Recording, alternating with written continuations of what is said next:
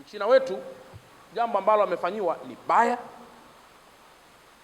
na katika hali ya kawaida wapo watu ambao wanaweza kalaumu hata jeshi la polisi, mlikuwa wapi? Hapana ndugu zangu, kuna limits. Wewe ukilala ndani, jeshi la polisi waweza kuanza kuingia chumbani kuangalia unalalaje? Hapana, watakuwa nje kufanya doria na kila kitu. Kwa hiyo nitoe rai kwa wawekezaji wote ndani ya taifa letu, wanapotaka kutumia walinzi watumie walinzi wa makampuni yenye anwani maalum. Mimi narudia, ukikuta unalindwa na Masai kwenye baadhi ya hizo camps zetu, hakikisha huyo, kama ni Masai au ni mtu yoyote, hapa tuzungumzii kabila, hakikisha mtu huyo anatoka kwenye kampuni maalum iliyosajiliwa na serikali. Kama ni security nani yoyote, anatoka huko, ili litapotokea jambo hilo tuwe na anwani. Lakini kwa bahati mbaya sana watu hupenda kutumia cheap laborers. Mnatumia, mnasema sisi wa Masai ni waaminifu, si nani waaminifu, lakini tukikuuliza anatoka wapi, anasema anajitambulisha anatoka Kiteto. Tukifuatilia anatoka Usangu.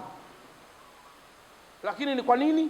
Ni kwa sababu you like cheap laborers, ambaye hana mkataba, ambaye halipwi vizuri, lakini unataka alinde masuala mabilioni. Kwa hiyo naomba nitoe rai kwa wote ambao tunataka kufanya ulinzi kwenye maeneo yetu, tutumie walinzi ambao wanatoka kwenye makampuni yaliyosajiliwa na serikali na yenye anwani maalum. Lakini jambo la tatu na la mwisho, serikali yetu ya mkoa wa Dar es Salaam inaendelea kulaani sana tukio ambalo limefanywa, na wawekezaji wote wasiogope kuendelea kuja kuwekeza kwenye ardhi yetu.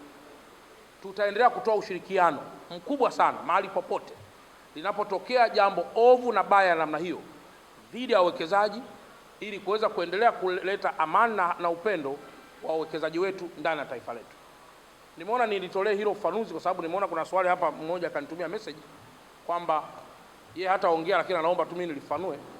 Kwa nimeona hilo nifafanue kwamba hatujafurahishwa na jambo lile, na tayari jeshi la polisi katika mkoa wetu wa Dar es Salaam chini ya SACP Mlilo wanaendelea kwa haraka sana kuhakikisha kwamba matukio hayo sio tu yanakomeshwa, lakini hayajirudii mara kwa mara.